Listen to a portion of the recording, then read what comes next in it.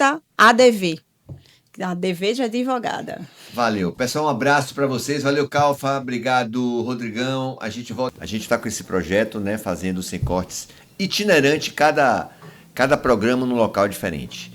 Como a gente resolveu fazer 2 programas no mesmo local, claro que o tema, que o assunto, que as convidadas favorecem isso. A gente está aqui direto da Casa da Mulher, Casa Brasileira da Mulher, aqui em Salvador, no bairro de Tancredo Neves, né? Nós já entrevistamos a doutora Camila Batista, ela que é advogada e superintendente da Secretaria de Mulheres do Estado da Bahia. Já conversamos também com a doutora Ana Flávia, ela que é delegada aqui da Casa da Mulher e muito atuante, por sinal. E hoje nós resolvemos também dar continuidade, trazendo agora alguém da polícia. Eu pedi para ela colocar a arma aqui em cima, mas ela disse que não, está ali na cintura. Ela que é tenente-coronel, comandante do batalhão do Policiamento de Proteção à Mulher, Roseli Santana, tenente-coronel. Estou bem, né? Uma advogada, uma superintendente, uma delegada e uma coronel. Bem-vinda, tudo bem? Tudo bem, muito obrigada pelo convite. É um prazer estar aqui fazendo parte dessa mesa recheada de autoridades. Muitas autoridades. Tudo bem, doutora? Tudo bem, Jeffrey. Para a gente é um prazer, uma satisfação estar aqui para discutir mais uma vez sobre um tema que é extremamente importante e com mulheres empoderadas que estão aí na linha de frente do enfrentamento à violência contra as mulheres aqui no estado da Bahia. Você pode seguir a gente, você pode dar o seu like, o sininho e tal, no @sem cortes, POD SSA no YouTube. Às sextas-feiras o programa vai ao ar. E também aqui a doutora Ana Flávia, delegada aqui da Casa da Mulher Brasileira. Doutora, bem-vinda mais uma vez. Muitíssimo obrigada, agradeço demais o convite. Já estive aqui com Camila, tenho a honra de obrar com Camila já há algum tempinho e hoje com a Tenente Coronel, que ainda, gente, é a primeiríssima. Então, que venham as primeiras de várias frentes. Que bom a gente ter essa união. Como é a relação da Polícia Civil com a Polícia Militar, doutora? Olha, eu vou falar do meu quadrado, né? A melhor relação possível. Com certeza. Principalmente com elas. Eu acho maravilhoso, que é uma transmissão de mensagem, assim, quando eu vou receber as guarnições, que normalmente vem a policial feminina também para poder acompanhar a mulher, né? Que a gente sabe que é o ideal. Com certeza. E quando elas vêm, às vezes tem uma coisinha ali, eu transmito a mensagem para o seu colega. Elas são excelentes transmissoras. Elas transmitem de uma forma, assim, mais próxima e o trabalho a gente consegue melhorar dia após dia. As nossas instituições foram ocupadas por homens durante muito tempo, certo? Então, exatamente. A gente, às vezes, faz esse trabalho, né? A gente é parceira, não existe... eu acredito que, no passado, tinha muito essa coisa da disputa, da concorrência, mas a gente, pelo menos como a doutora falou, no nosso quadrado, nós trabalhamos em prol da defesa, do enfrentamento da violência doméstica, da defesa da mulher. A gente se comunica até no olhar. A gente sabe o pensamento uma da outra com pequenos gestos, porque mulher é um ser que se liga muito nos detalhes. Mulher é detalhista, a mulher percebe as coisas no ar, além de ser sensitiva. Todas nós aqui temos 6º sentido, se não 7º. Então, a gente consegue fazer essa comunicação sem verbalizar, e a gente se entende muito, muito bem, muito rápido. Coronel, a partir de que momento a polícia entra nessa situação no combate à violência feminina, a violência contra a mulher? Pronto. A Lei Maria da Penha, ela foi sancionada em 2006.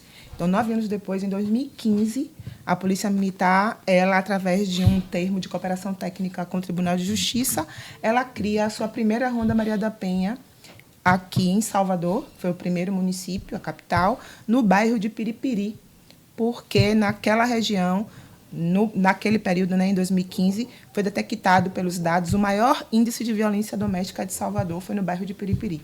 Então, ela foi instalada, a primeira ronda, em 2015, no bairro de Piripiri. De lá para cá, nós temos hoje 23 rondas espalhadas no interior do estado, e na capital, Lauro de Freitas e a Costa de Camaçari, Abrantes, atua o Batalhão de Policiamento de Proteção à Mulher, que veio um pouco depois, em 2023, numa reestruturação da Polícia Militar, que criou várias outras unidades novas, dentre elas o segundo batalhão de proteção à mulher do Brasil.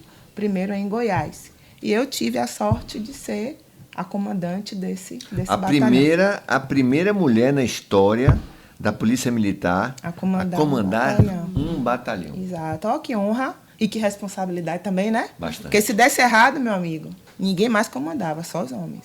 Só que aí a gente já tem mulher comandando um bocado de batalhão. O negócio foi bom, né? Eu não fiz essa pergunta da outra vez, mas eu vou fazer as 3 aqui, porque as perguntas às vezes vêm na cabeça. Existe o assédio? Dentro da PM? Sim. Com certeza. Moral e sexual. Como qualquer outra instituição mesmo privada. Sendo tenente-coronel? A mim ninguém nunca fez. Porque o Estaria negócio... preparada, coronel? Com certeza. De enquadrar? Enquadrar totalmente. Assim, eu acho que o perfil da pessoa, da mulher também, eu não posso dizer que ele chama, mas ele fica mais fácil a esse acesso ao assédio, a depender do perfil da mulher. Não estou dizendo que ela vai facilitar as coisas, não é isso. Mas o homem percebe o perfil de cada pessoa. Então, eu sou meio braba, eu acho que ninguém vai... Você é braba mesmo. Exato. Desde o momento que você chegou, né? Desde o momento, né, doutor Calfinha? E quando você sabe de um assédio dentro da corporação, qual é a postura a ser feita? Olha só, até pode parecer incrível, mas até pouco tempo a Polícia Militar não tinha um protocolo para casos de assédio, um protocolo específico para a corporação. Ia na corregedoria, de uma forma ou de outra o comandante informava quem de direito. Por incrível que pareça, eu, a tenente-coronel Cláudia Amara e a Major Maria, no mês de fevereiro, nós fizemos um trabalho técnico profissional instituindo uma cartilha e um protocolo para assédio sexual e moral. Então, já está em andamento. A partir de agora, nós temos realmente uma linha, um fluxograma para cada situação de assédio, seja moral, sexual, homem e mulher, porque esse tipo de assédio atinge tanto um gênero quanto o outro. Doutora Ana, no seu caso, em relação ao assédio, já aconteceu? Olha, eu só não tenho, assim, essa empunhadura, né? Que a gente chama de empunhadura. Não tem essa empunhadura dela, mas eu sou bruta, tá, gente? Eu sou bem braba, no sentido estrito da palavra. Até porque eu tenho que ser. Porque, né, antes da gente chegar aqui, a gente já passa por N dificuldades que não são impostas aos homens, né? E aí tem até uma condiçãozinha que se chama síndrome da impostora. Sim. A mulher, se ela não gabaritar, ela não passa. Verdade. Para liderar alguma coisa. Com certeza. Isso é comum a todo e qualquer lugar.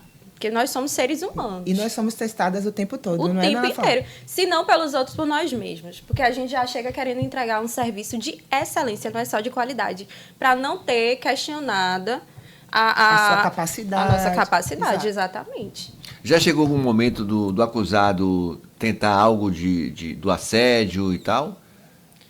Olha, do assédio não, porque como ele disse, eu sou bruta. Ele se treme quando abre a porta e entra e te vê? Bom, tudo é a energia, né, que chega antes. Então, como eu procuro sempre estar sempre me impondo, até tem gente que fica assim, nossa, mas ela é assim o tempo inteiro. Eu sou democrática, eu sou assim com todos. Eu sou assim com todos, que é pra ninguém sair reclamando, dizendo, foi específico comigo. Não. Tudo dentro da educação, mas vocês entendem, né, com postura. Porque eu já sei todas as coisas que aquela pessoa pensou antes de me encontrar. Todo mundo sabe que vai achar uma delegada na delegacia. Via de regra é esse. Se for bateu na esposa, isso, aquilo, outro, vai achar uma mulher. Então, assim, eu já trabalho com a sensação de que eu vou me deparar com um indivíduo que não respeita mulheres. E eu sou uma mulher. Então, até por isso, a minha energia, a minha postura chega antes. E já aconteceu. Já aconteceu situações assim, tá? Eu investigador, e o cara querer fazer até alguma coisa comigo, partir para agressão. No entanto, mantive minha postura, né? Mantive, porque ela chega antes e continua durante até o momento que ele se vai, a gente dá até uma respirada. E sai do personagem. E né? sai do personagem. Doutora Camila, peraí, segura um pouquinho que eu preciso fazer essa pergunta agora para a Coronel Roseli. E essa situação do acusado tentar agredir a vocês? Qual é a postura? Se ele já teve situação dele agredir? Não. Na Polícia Militar, eu acredito que a própria farda, né, verdade. Ela impõe um limite. Ela coloca uma autoridade, não que a Polícia Civil não tenha, mas está com essa personificação do Estado. Né? O ostensivo ele tem o seu lugar. É muito difícil. Até porque ela está numa sala, às vezes, com a gente do lado, está sozinha, mas nós estamos em 3, 4. Ele está só. Só mulheres ou vão homens? Não, o batalhão ele é misto. Ele é formado de mulheres e homens. Hoje tem mais mulher do que homem. Já teve mais homem do que mulher. Estamos numa situação de equilíbrio. Mas nunca aconteceu, não. Mas a postura seria a mesma para alguém que tivesse feito um furto, que tivesse matado alguém. A postura é sempre a mesma. É a gente manter a distância, saber que ali é uma autoridade que ele tem que respeitar e, caso isso não aconteça, tomar as medidas legais cabíveis. Sempre.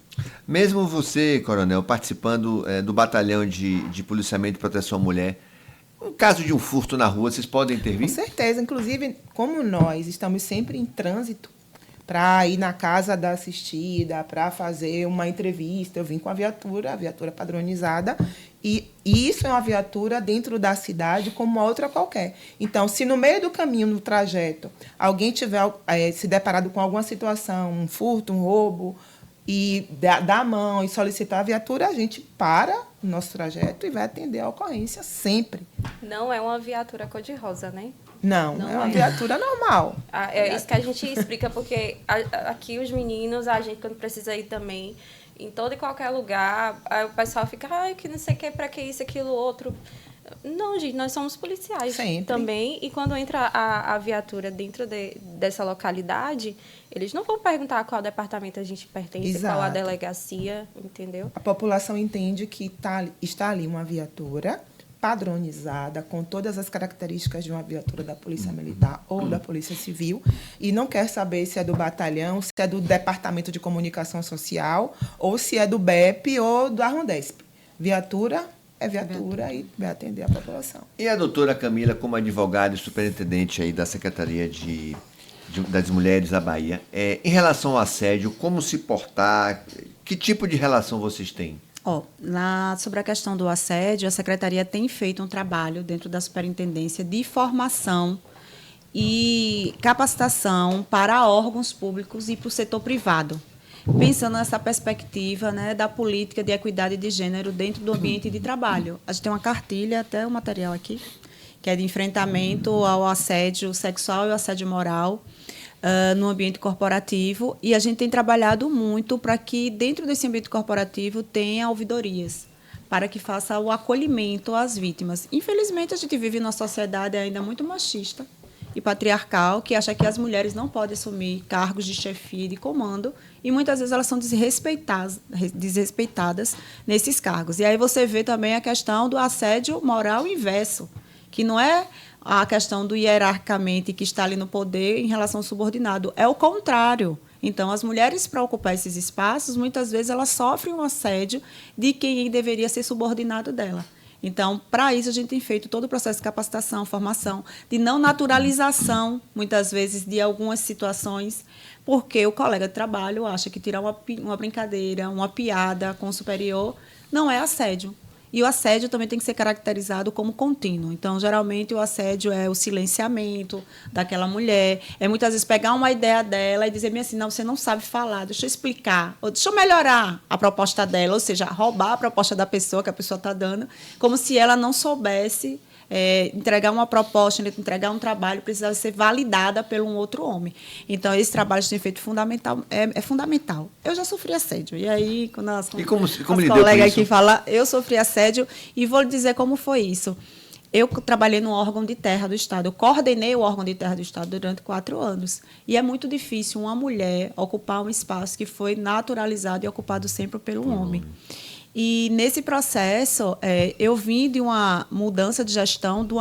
Tinha uma primeira, que foi Renata Rossi, foi a primeira mulher a assumir o órgão em 40 anos, de sempre ter sido coordenado por homens. As primeiras mulheres, né? Isso. Cada um no e seu, aí, no seu quadrado. Neste processo, foi muito difícil, às vezes, impor. Então, eu era uma pessoa dura, fechada, tinha responsabilidades, inclusive administrativas e jurídicas, dentro dos processos de regularização fundiária. A gente sabe os conflitos agrários que existem, né, do estado da Bahia.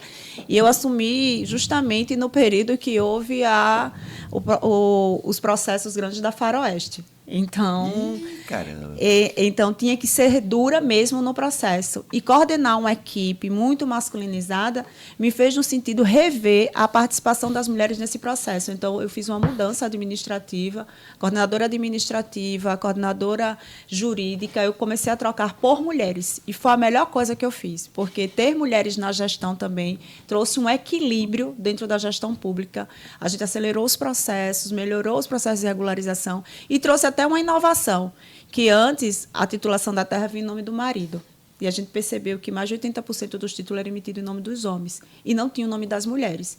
E era uma pergunta que a gente fazia. Eu disse, por que só em nome dos homens?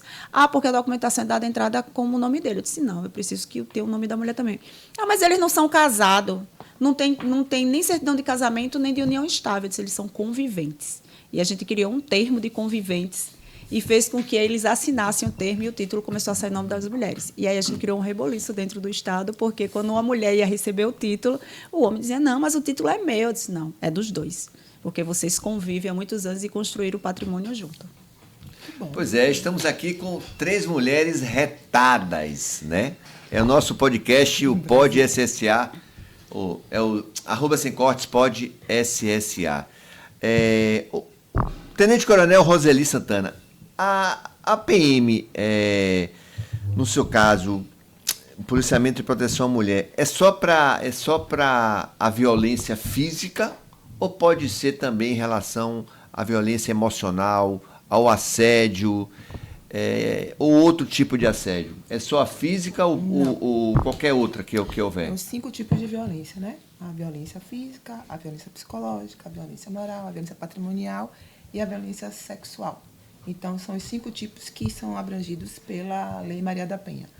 Qualquer desses tipos de violência que a mulher venha a sofrer, o batalhão está ali para fazer o acompanhamento do cumprimento da medida protetiva. Qualquer um desses que venha a ocorrer pós-medida é motivo para prisão. Nós estamos aí para cumprir.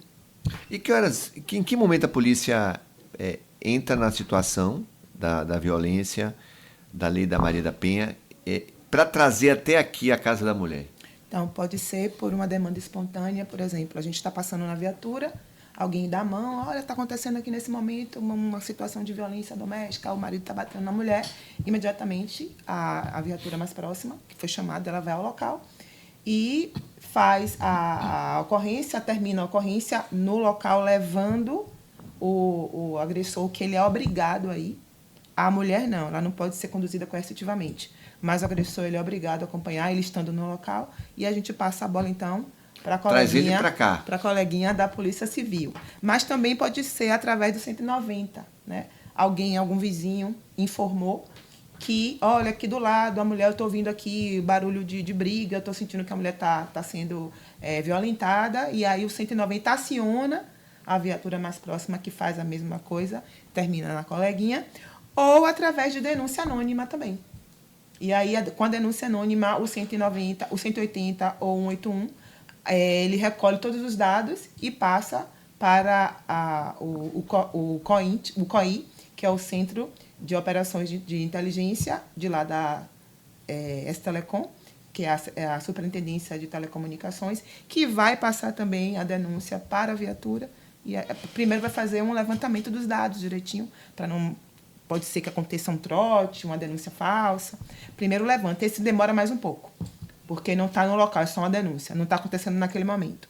Depois de levantar tudo direitinho, então, nós encaminhamos de novo para a colega, que termina na coleguinha. E também tem, rapidamente, e também tem um momento que vocês acompanham as mulheres já com medida mas protetiva. Ele falou quando é que é acionado. Acionado aí. Após isso tudo, é feito o boletim de ocorrência. Primeiro então, traz ele para cá. Aí daqui passa pela Polícia Civil, da Polícia Civil e para a coleguinha. Já prende ele, já deixa ele aí. Se ele vier... Bem guardado em segurança. Guardado em segurança é ótimo. Bem tratado, né?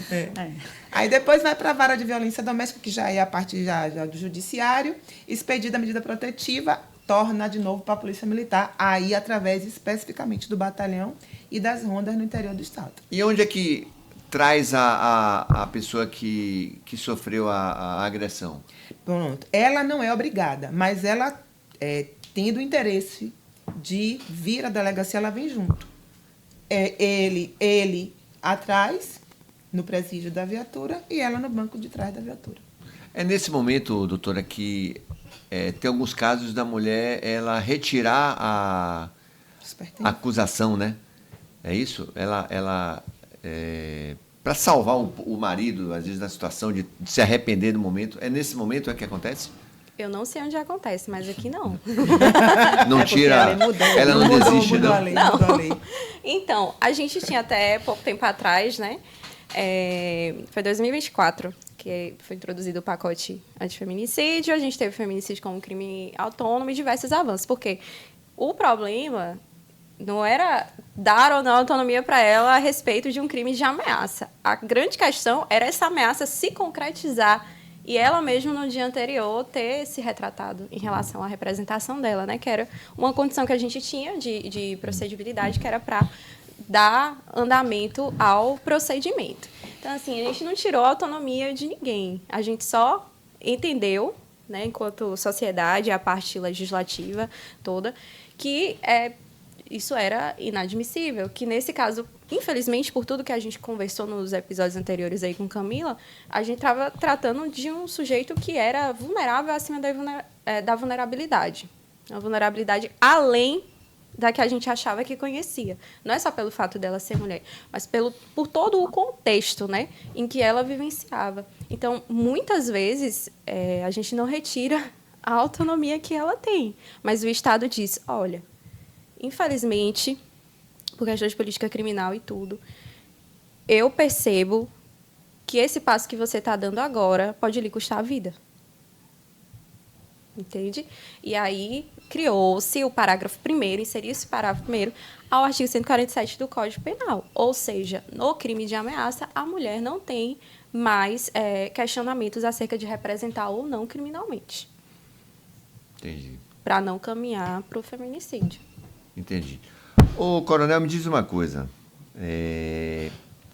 Para não precisar da existência aqui da Casa da Mulher, para não precisar da advogada, precisar da delegada, prevenção, que é algo assim importantíssimo, né? Aí eu quero ouvir depois também a doutora Camila e a doutora Ana em relação à prevenção, cada uma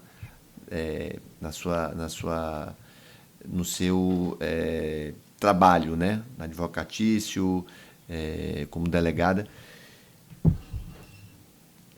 De que maneira, a partir de que momento e por onde começa a prevenção? Você tocou num assunto que é nosso sonho, né, Camila? Nosso sonho é não precisar estar falando sobre isso, não precisar existir Casa da Mulher Brasileira, não existir batalhão, nem delegacias especializadas para atendimento à mulher. Mas, infelizmente, a utopia ainda nos faz estar aqui e ter todos esses equipamentos. O batalhão ele trabalha no enfrentamento, prendendo, trabalha visitando as mulheres, mas também tem a parte preventiva que a gente considera muito importante, porque precisa se fazer a profilaxia, precisa se tentar reduzir os índices hoje através da conscientização, para que lá no futuro, né, a gente possa ter uma sociedade menos violenta, mais empática, né, com as mulheres. E a gente tem alguns projetos. Você falou anteriormente, a gente começar no bate-papo aqui, sobre as escolas. E o batalhão ele está presente nas escolas num calendário anual de palestras. Importantíssimo. Com alunos do ensino médio, do ensino fundamental 2. Não temos ainda uma proposta com os pequenininhos, mas com quem tem mais entendimento, sim. E nós visitamos várias escolas particulares e públicas de Salvador através de demanda, né? No caso das particulares, e nas públicas nós fazemos as visitas com uma espécie de sensibilização da coordenação e direção. E durante todo o calendário escolar anual, nós estamos em todas as escolas, daqui de Lauro e de Salvador, fazendo essa conscientização. O nome do projeto é Fala Sério, diálogo sobre violência doméstica no ambiente escolar, numa linguagem bem propícia àquela faixa etária. Então, a gente se comunica na linguagem deles, porque a informação ela é absorvida com mais facilidade. As coordenadoras e diretoras estão presentes nas palestras, porque elas precisam depois dar esse feedback e perceberem se, após a palestra, houve uma melhora no comportamento. Porque, inclusive, a violência em casa, ela se traduz na violência na escola. Isso. Os meninos que veem, né, o pai violentando a mãe fisicamente ou psicologicamente, ele vai reproduzir esse comportamento dentro da sala de aula. Então, esse feedback é muito positivo. Inclusive, já houve casos da diretora nos contar que o pai deixou de agredir a mãe por solicitação do filho após nosso bate-papo. Então, isso para a gente se um aconteceu, para a gente já é uma satisfação. Então, tem essa parte nas escolas. Nós temos também, no nosso público interno, a Polícia Militar precisa que os seus policiais façam aquele primeiro atendimento da chamada 190, da chamada espontânea, de uma forma padronizada, de uma forma a não revitimizar aquela mulher que já foi vítima da violência, não ser revitimizadas pelo próprio policial, não ter um tratamento de julgamento, porque ele não está ali para julgar, ele está ali para atender, para acolher. E, principalmente, não finalizar no local, porque ele não é juiz, ele tem que levar o caso para a Polícia Civil, e incentivar aquela mulher, através daquele primeiro atendimento positivo, padronizado, eficaz, a denunciar a agressão. Porque se ela já tiver, desde o primeiro momento, um contato ruim, um contato que a revitimizou, ela não vai dar continuidade à denúncia. Fora isso, o terceiro, que eu também acho muito legal, pouca gente sabe, nós recebemos esses agressores no batalhão, através da Justiça, que encaminha na medida protetiva, está lá um dos itens, que o agressor deve participar do programa Homens em Diálogo, lá do Batalhão de Policiamento de Proteção à Mulher. Então, toda terça-feira, temos visitas. Cada programa desse leva 4 semanas, são 4 episódios semanais, onde nós trabalhamos a justiça restaurativa e, principalmente, qual é o objetivo principal desse programa? A não reincidência. Porque já tivemos um agressor. Qual é o percentual disso aí? De que? Dessa não reincidência? Na mesma mulher, 0. Ele não vai tocar. Ele escolhe outro, então. Pode ser que ele escolha outra, mas nessa a gente sabe que não, porque nós temos o feedback dela. Se ele escolheu outra, a gente já não tem mais como mensurar. Mas com aquela mulher, 0 reincidência. Então, isso é importante, sabe por quê? Porque já teve situações da mulher solicitar a medida e revogar 4 vezes com o mesmo homem. Então, num caso como esse, não existe mais a situação de pedir novamente uma medida protetiva, porque ele não reincide. Só que a gente observa, sabe o que é, Jeffrey? Que muitos homens que são agressores, nós temos também nesse projeto participação de psicólogas e assistentes sociais. A gente observa que eles sofreram violência sexual, violência física na adolescência, na infância, que, de certa forma, faz com que ele reproduza a violência. Ele simplesmente achou que aquilo ali era normal e reproduz a violência. Não justifica ele fazer, mas a gente entende o porquê de tanta violência, de tanta raiva à mulher, tanto ódio, a misoginia, o não respeito à figura feminina, porque ele sofreu também violências em casa e ele via o tempo todo violência, entendeu? Mas é muito interessante. Eles já começam, às vezes, sabe como, Camila? Mas é minha mulher, foi com minha mulher que eu fiz. Como se ele tivesse autorização para fazer na mulher dele. Muitos desconhecem, tem muito matuto também, que desconhece. Mas isso aqui não é violência, não. Eu só digo ela que ela não vai sair, porque se ela sair, ela já sabe que ela vai ter consequência. Então, assim, eles entendem que o que eles fazem é certo. Eles não têm consciência, muitas vezes, que aquilo ali é violência. Então, eles continuam cometendo. Então, a gente dá o quê? Aula sobre a Lei Maria da Penha. Aula sobre igualdade de gênero, equidade de gênero. Começa a incutir, porque violência doméstica também é algo que vem... A Camila falou outro dia, não é cultura, mas a gente chama cultura, é a cultura errada de que aquilo que ele está fazendo é normal. Então, desconstruir aquela mentalidade violenta, agressiva, é um processo. E a gente inicia, pelo menos, esse processo. Eu acho muito positivo. Ô, doutora Camila, aproveitando o ensejo, são 415 municípios, né? Sim. Temos no estado. O percentual de violência, de feminicídio, está muito grande no interior? Em relação à capital? Em relação a gente tem os dados de 2023 para 2024, houve um aumento no índice de feminicídio no interior e uma redução aqui na capital. E aí, na capital, a gente tem como algum dos índices, né, da redução a Casa da Mulher Brasileira. Então, em 2023, em relação a 2024, a redução foi de 50% aqui na capital e 25% na região metropolitana. Já de 2024 para 2025, nós tivemos uma redução geral de mais de 10% em relação ao feminicídio. E o que nos chamou a atenção foi a redução no interior da Bahia. Ou seja, manteve ali um patamar e houve uma ampliação aqui na capital. Mas aí a gente também tem que, quando a gente faz comparativo de 2025 e 2023, a queda já foi brusca, né? Então, a gente tem visto que essa redução no interior da Bahia é fruto das campanhas de prevenção ao enfrentamento à violência contra as mulheres. Não só com o projeto que o governo do Estado tem desenvolvido, que é o Hoje Me Respeite nas escolas, como a gente está em 300 escolas do Estado, no interior da Bahia, a gente também tem a ampliação de organismo de política para as mulheres, que foi a sensibilização que o governo Jerônimo teve, né? Nosso governador, junto com as secretárias, que é a criação de organismo de mulheres, diretorias, departamentos, secretaria de mulheres municipais. E aí impulsionou o debate, principalmente sobre a questão da prevenção à violência dentro do município. Tinha município que dizia, mas aqui não precisa, não. Eu ouvi de gestor, porque aqui não tem índice de violência doméstica. Eu disse, no município tem subnotificação. Porque se as mulheres não têm onde denunciar, não têm onde procurar, não conhecem a rede, elas não vão procurar. Elas vão procurar a rede de apoio delas local e muitas vezes vão se submeter a continuar num relacionamento abusivo. Então, o que tem impulsionado muito no interior da Bahia é isso. A gente teve uma mudança de 2023 agora até 2025, que foi a ampliação de mais de 115 OPMs, que são os organismos de política para as mulheres, ou seja, dos 407 municípios, nós temos 115 que já têm uma secretaria, uma diretoria de mulheres que atuam com rede. A rede é articulada no município. Polícia Civil, Polícia Militar, Secretaria de Segurança local, a questão também da saúde, educação, defensoria. Em alguns casos tem a defensoria. A defensoria foi quem mais ampliou, inclusive, a nível de governo do Estado. Tem 55 unidades da defensoria, pelo menos um em cada território de identidade.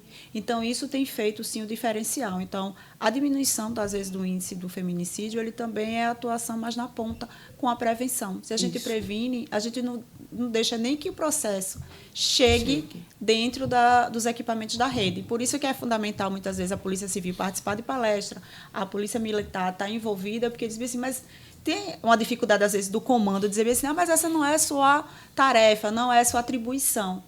É sim, porque ela evita que o processo, que o problema chegue dentro do serviço público. Ou seja, se você evita uma violência doméstica, um feminicídio, você diminui os inquéritos, os acompanhamentos e você vai tendo uma mudança dentro da sociedade sobre a questão da construção mesmo, da equidade de gênero, dessa construção da política, e aí eu vou lá, a cultura da paz. Né? Falo sempre que a cultura é algo positivo, então a gente pensa sempre nessa questão da cultura da paz como nosso norteador para a nossa organização social. Então, nós estamos aqui na Casa da Mulher Brasileira, de Salvador, bairro Tancredo Neves,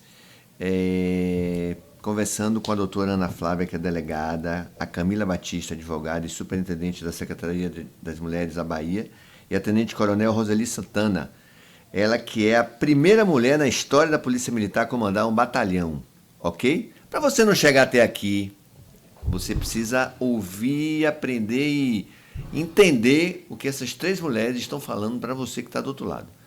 Então, se ligue. Quanto tempo já de polícia, coronel? Mais ou menos. Não quero saber a sua idade, não. Eu vou responder. 34 anos de polícia. 34 anos. O que é que te levou a ser policial? Na realidade, não era meu sonho. Eu tinha um sonho de ser dentista. Eu fiz até o 4º semestre de odontologia na UFBA na época. E saí da UFBA por questões financeiras. Na época não existia esses programas de governo, de incentivo à educação, não tinha nada que me pudesse facilitar a vida para dar continuidade à faculdade. Era muito humilde mesmo. E então me vi no 4º semestre. E muito inteligente para passar na federal em odontologia. Eu fui a 15ª, com 17 Parabéns. anos. Parabéns. Com 17 anos.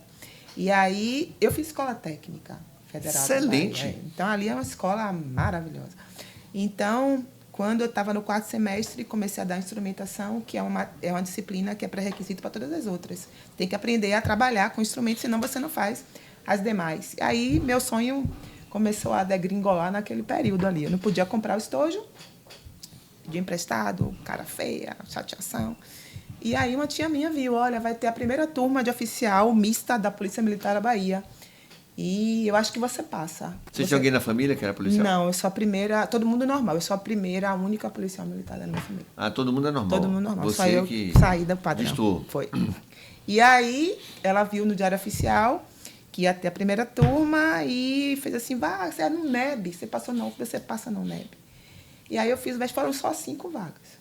Aí eu fiz o vestibular da UNEB, eu não estava estudando para as disciplinas da faculdade, do vestibular, porque eu estava fazendo faculdade ainda, né? Mas aí eu fui a 5ª. E aí, em 1992, eu entrei na primeira turma de oficial feminina da Polícia Militar da Bahia. Daí para lá, foi subindo, crescendo, e hoje a gente está aqui. E é muito diferente você estar no dia a dia como policial em relação a policial na defesa da mulher? Consegui explicar? Consegui. Se é diferente eu ser policial especificamente na temática e ser policial totalmente. Totalmente. Você está sempre defendendo e fazendo a tutela da vida das pessoas, né? Você está fazendo a segurança. Isso aí, no geral, você faz a mesma coisa. Mas quando você trabalha especificamente na causa, eu vou te dizer, eu nunca me senti tão útil durante 34 anos de carreira. Eu nunca tive essa sensação de eu sou necessária. Hoje eu me sinto assim. E eu estou muito feliz fazendo o que eu faço. Eu nunca me senti tão bem nesse tempo. Foi uma escolha sua seguir essa... Não foi escolha minha, não. Foi uma determinação do comando na época. Foi feito, como eu falei, a reestruturação. A Durona aqui fica emocionada, viu? Ah, mas eu gosto. Tá vendo você? Disso eu gosto. Tá emocionada, a Durona aqui. Essa aí é retada aqui, chegou aqui logo... Me enquadrando, meu amigo. Eu, Calfa e Rodrigo. Foi uma reestruturação. Na época, o Coronel Coutinho era o comandante-geral. Ele fala nele. E aí, eu fui promovida, eu era major, fui promovida a tenente-coronel. Ele olhou para mim na escada, porque eu trabalhava no subcomando-geral. Trabalhava com a transferência de policiais militares na época. Ele olhou para mim e fez assim, tem uma missão para você. Eu já fiquei logo, meu Deus do céu, vai me tirar daqui. Eu tava tão quietinha, já me achou aqui no meu cantinho. Aí ele depois me chamou e falou, olha, eu queria muito que você fosse comandar, ser a primeira mulher a comandar um batalhão aqui nessa polícia. E eu quero te dar um batalhão que, para mim, tem uma importância extrema, que é o Batalhão de Policiamento e Proteção à Mulher. E aí começou a história. Foi assim. Caramba. Já teve situações que você... na defesa a mulher se emocionou muito e Sim. Pode contar algum caso assim? Tem um caso de cárcere privado que a gente foi na casa dela. A gente trouxe ela para cá, ela era 19 anos, no interior do estado.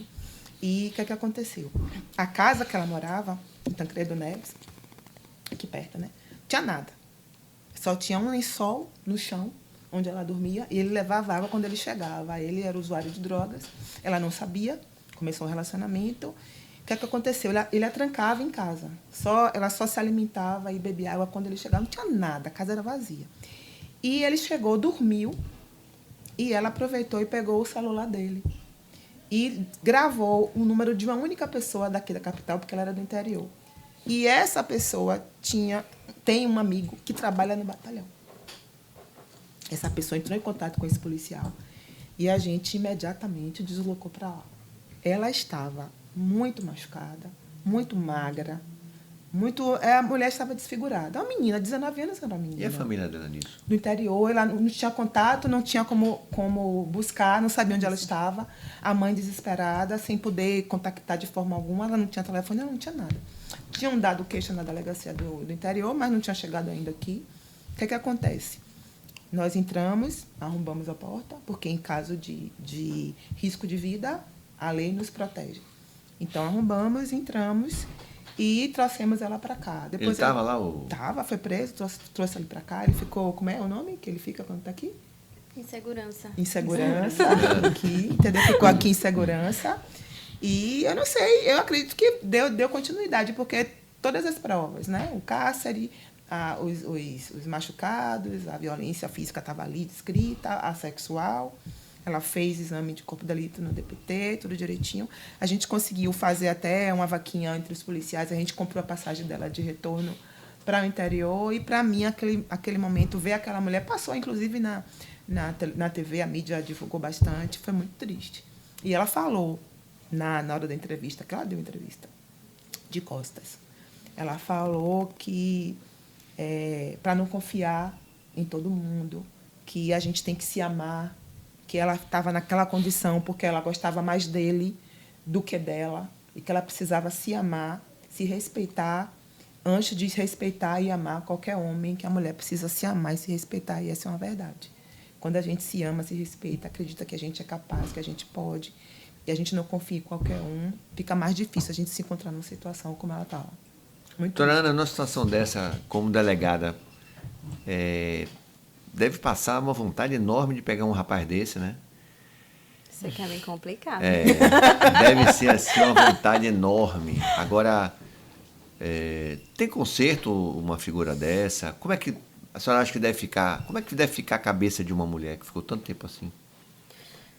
Olha, sobre a vontade enorme de passar isso e aquilo outro, eu acho que quando eu cheguei, isso me deixava mais nesse pensamento, se fosse há um tempo atrás que as pessoas dizem que acontecia isso e aquilo outro. Mas hoje em dia, como a coronel colocou aqui, a gente enxerga aquela pessoa como uma pessoa que não pode, como eu disse no pódio anterior, sair da nossa frente a mesma pessoa. Então, eu procuro ser objetiva e, dentro da minha competência, fazer o que eu acho que não é mais que a minha obrigação, que é de impactar a vida daquele indivíduo dentro da legalidade, né? De forma que ele não pense em fazer aquilo novamente e que ele não tenha um bom retorno, sabe? Não encontrar com ele novamente. E eu procuro dizer, eu digo muito para eles, dá mais trabalho para aprender. Porque eles ficam assim, não, dá mais trabalho para aprender. O procedimento para aprender ele é muito mais dificultoso que um procedimento para eu fazer uma portaria, né? E começar uma investigação. O flagrante em si, porque os dois são sujeitos de direitos, tanto ele como ela. Isso quem diz é a nossa Constituição. O flagrante, sim, é um procedimento moroso, é delicado. Então, você tem que visualizar todos os direitos dela e os dele também. Então, a parte mais delicada é justamente toda essa complexidade no diminuto tempo que a gente tem com o grande volume de ocorrências que nos apresentam. Então, é muito mais dificultoso para mim lhe prender. Não é motivo nenhum de satisfação pessoal, não é motivo de satisfação profissional. Não é.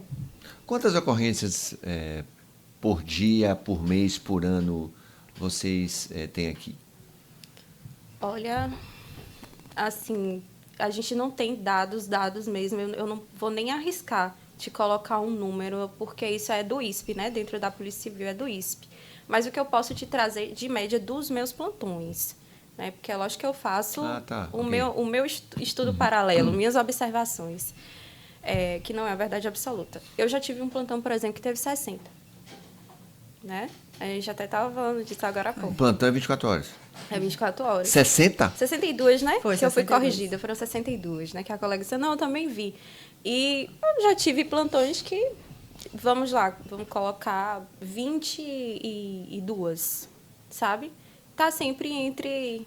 É muita. Com essa margem. E a gente percebe que em determinados dias, determinadas ocasiões, tem um aumento. Por exemplo, os dias dos jogos. Eu não sou daqui, mas já foi até matéria jornalística. De aumento. Né? Depois de jogo? Depois dos jogos. O cara perde o jogo e vai descontar da mulher. Normalmente, durante o jogo, eles fazem uso de bebida alcoólica, outras drogas, e se o resultado do jogo, do placar, não for satisfatório, ele vai descontar com quem está em casa. Normalmente é o cara que vai brigar por causa do time. A mulher, naquele papel do cuidado, vai lá e fulano, não brigue. Quando vai contar a historinha... É mais ou menos isso. É mais ou menos isso. E aí ele desconta nela. Rapaz. Olha, Jeff, no final de semana, na realidade, como Eu ia te todo, perguntar sobre seus números. tendo ou não jogos, no final de semana, 75% a 80% das chamadas do 190 são para atendimento a ocorrências envolvendo violência doméstica e familiar. Salvador e praticamente em todo o estado. Imagina, de sexta à noite a domingo é o maior número de ocorrências que tem na Polícia Militar. Por quê? Porque o homem está em casa. Bebendo? Dinheiro na conta é outra, né? Isso, outra, De final de mês pagamento. também. Tem algumas circunstâncias que são agravantes. Jogo, dinheiro na conta. A Covid foi uma circunstância que agravou demais esse período de isolamento social e ele estava dentro de casa, então o número ficou alarmante durante a Covid. Então, são circunstâncias que a gente já fez o estudo e que ocorre o aumento realmente. Na esmagadora maioria das vezes, o indivíduo ele está sob efeito de álcool ou drogas. E, assim, o álcool, para mim, pelo menos, minha opinião pessoal, está nessa listinha de drogas também. Exatamente. E olhe que os efeitos do álcool, às vezes, são muito maiores que o da droga. Tem homem que chega aqui tão alcoolizado que, sabe, a equipe toda tem que... Agora eu vou falar uma particularidade. Eu sou vítima indireta porque meu pai era um agressor durante 19 anos da minha mãe. Agora, meu pai não fazia uso de uma gota de álcool e nem droga. As agressões que ele fazia com a minha mãe era simplesmente totalmente limpo de tudo. É por isso que também a gente não pode Não colocar pode colocar a no culpa álcool. nisso tudo. Porque às vezes a gente diz, mas a violência ela é intensificada por conta do uso do álcool. Pode até ser, Mas isso não é o motivo. Não é o motivo. Exatamente. É o que aumenta. Aqui dentro da casa, em 2 anos, já ocorreram mais de 20 mil mulheres que foram atendidas, não é nem serviço, atendidas. E o maior atendimento que tem aqui é justamente na delegacia. A DEAN, que é recordista aqui de atendimento, que elas passam diretamente para a DEAN, e muitas vezes a medida protetiva, que pode ser emitida, inclusive, pelo Ministério Público, pela Defensoria Pública, acaba sendo... E agora, com o Zela, elas podem pedir de casa. Inclusive, você me lembrou de uma coisa. Quando eu estou lavrando o flagrante, todos eles, pelo menos, ou a maioria deles, falam assim, eu sou trabalhador, eu não sei porque eu estou aqui, eu sou trabalhador. Aí eu já falo, olha, eu estou chegando à conclusão que eu nunca prendi um desempregado. Todos são trabalhadores, então, assim, não vai adiantar nada. É interessante essa afirmação sua, porque muita gente pergunta para mim, Coronel, qual é o perfil do agressor? Ele não tem um perfil. Ele pode ser qualquer um, pode ser meu pai, pode ser meu professor, pode ser o vizinho, gente boa, que carrega suas compras quando você chegar do mercado, que bate bola com seu filho, que trata todo mundo bem. E, normalmente, acredite, quase sempre ele é gente boa fora de dentro de casa. Um convívio de amigos, de colegas de trabalho. Muitos policiais militares são agressores. Nós não estamos fora dessa estatística, né? E... acredite, já prendi 2 policiais militares dentro do quartel que o comandante, mas coronel, ele é meu policial padrão, porque nós temos uma escolha mensal do melhor policial para incentivar os outros que não foram a trabalhar melhor e para reconhecer quem realmente trabalha bem. A grande maioria é policial padrão dentro do quartel. Agora, em casa, o padrão dele é outro, né? Como é uma situação dessa, coronel? A gente pega do mesmo jeito. Você está na linha de frente sempre? Não sempre. Senão eu não estava nem viva aqui agora, meu amigo. Agora, como é? Você escolhe? Não, eu não escolho. Normalmente, se for algum fato envolvendo um policial militar com a patente maior, obrigatoriamente eu vou, né? Porque eu não vou deixar o meu sargento, o meu capitão, passar por uma situação de mais complexidade, constrangimento. Ou, quando é um caso mais emblemático, a gente sempre faz questão de estar presente para que a coisa aconteça da melhor forma possível. E quando você entra numa casa de uma pessoa que a mulher, o casal, vê uma mulher chegando coronel, como é a reação? O cara deve dizer o seguinte... Na realidade, deixa eu te falar... A mulher acho que deve vibrar, né? Não. Para ter essa identificação da coronel, a pessoa tem que ser um pouco mais próxima da polícia, de alguma forma, para saber identificar a patente, né? O que a gente percebe é quando acontece, isso aí é uma vírgula, a violência doméstica ela é tota, se não é uma coisa democrática nesse mundo, é a violência doméstica. Porque você não tem cor, religião, condição social, nível de escolaridade, nada. Ela atinge a todas indistintamente. Mas isso acontece a surpresa maior quando o casal tem uma condição social mais elevada, que é mais difícil, porque normalmente esses são casos subnotificados. A mulher que tem uma condição, um padrão melhor, ela tem vergonha de expor que está sofrendo violência doméstica. Mas quando acontece da gente ir, a surpresa maior é quando o pessoal tem uma condição social melhor, porque conhece, né, mais. Mas é normal, é a soldado ali cumprindo o papel dela. A luva não A importa. gente não sabe, eu falo assim, civil, né? Que trabalha com a Secretaria de Segurança Pública, demorou para entender as patentes, então, para não errar, eu aprendi uma coisa. Qualquer coisa, se não sabe a patente, chame de comandante. Porque se tu chamar de uma patente mais baixa, é uma ofensa. Então, eu sempre elevo as patentes. Ela, para mim, ela é coronela. Não é tenente coronela, ela é coronela. Mas eu vou dizer aqui uma coisa que acontece muito comigo. Por exemplo, o nome é tenente coronel. É o nome, eu acho que é a patente mais longa de se falar, tenente coronel, porque é tenente, capitão, major, tenente coronel e coronel. Então, as pessoas, para simplificar, sim, tenente. Só que eu fui tenente há 20 anos atrás. Não chega a ser uma ofensa. É bom porque você parece que você está mais jovem, está chamando de tenente porque está achando você com cara de novinha. Mas, na realidade, está dando a você uma patente muito inferior a que você realmente usa hoje, né? Chegou hoje. É isso. Deixa eu fazer a última pergunta aqui, Mário Calfa, um momentinho. Sobre música. Eu queria que você explicasse seu projeto de música. Jeff é fofoqueiro, sabia? Descobri isso agora. Rapaz. Programa de fofoca. Vocês acabaram... Fofoqueiro. Olhe. Fale. Estávamos Gostei. conversando. Olha essa ideia. Olha essa ideia Estávamos fantástica. conversando lá fora, nos bastidores, né? E eu tenho uma palestra minha, bem específica, que eu já faço desde que eu comecei a atuar no batalhão, com atualizações de acordo com as mudanças da legislação e situações, casos novos. Mas eu cansei daquela palestra e resolvi fazer algo mais dinâmico. Quando eu comecei a ouvir uma música de Chico Buarque, Mulheres de Atenas, que é uma música fortíssima, né?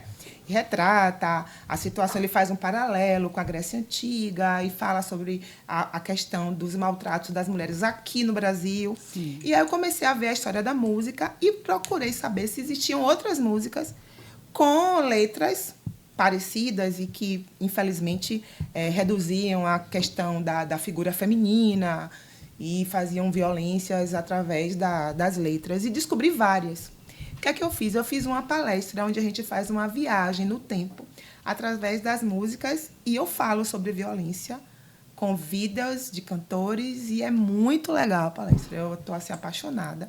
E eu fiz a palestra lá no Tribunal de Contas do Estado na semana passada e foi super aplaudido. Eu estou muito feliz com esse novo produto. Coronel gosta do carnaval? Gostava mais. Hoje Foi atrás do trio alguma vez? Dança, pagode, samba? Quando era mais nova. Hoje em dia eu estou já numa certa idade, já a junta está dura e eu não gosto mais de carnaval. E trabalha no carnaval? Todos os carnavais. Mas vai no pelotão, praticamente todos atrás do os trio de dias. Bel? Não, nossa temática nos faz fazer uma atividade diferente, mas a gente vai para o circuito, sim. Nós vamos para o circuito, só que para os lugares onde a maioria das patrulhas não vai, que é onde tem banheiro químico, locais mais escuros, onde as mulheres podem sofrer qualquer tipo de violência, estupro. Então, nós procuramos exatamente passar pelos locais onde a patrulha convencional não passa, para evitar situações que acontecem com as mulheres. Pois é, foi um show, um programa maravilhoso, fantástico. Produção aí da galera do SPN Filmes, meu amigo Mário Calfa e também do nosso Rodrigão. Obrigado a vocês. Agradecer a doutora Ana Flávia, delegada aqui da Casa da Mulher Brasileira. Doutora, mais uma vez, obrigado. Eu que agradeço, gente. É um prazer estar aqui com vocês. Doutora é youtuber, não?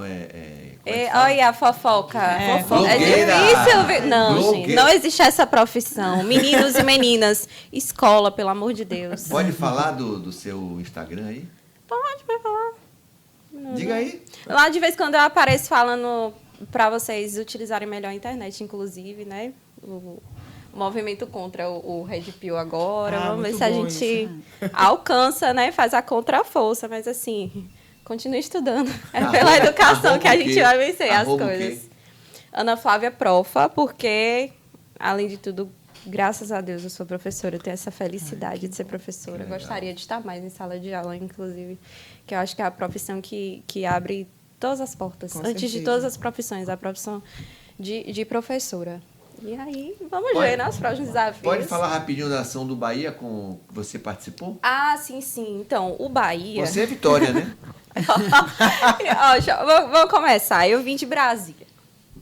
Então, assim, os times daqui... Minha mãe é baiana, mas minha mãe nunca foi muito afeta ao futebol. Então, assim, acompanhei o time do meu pai, né? Que é a maioria do povo brasileiro é flamenguista mesmo. Mas, estando aqui na Bahia, eu tive a felicidade de conhecer esse projeto, né? Que foi a parceria da SPM, envolveu a minha polícia, envolveu a nossa polícia, né? A sua polícia também.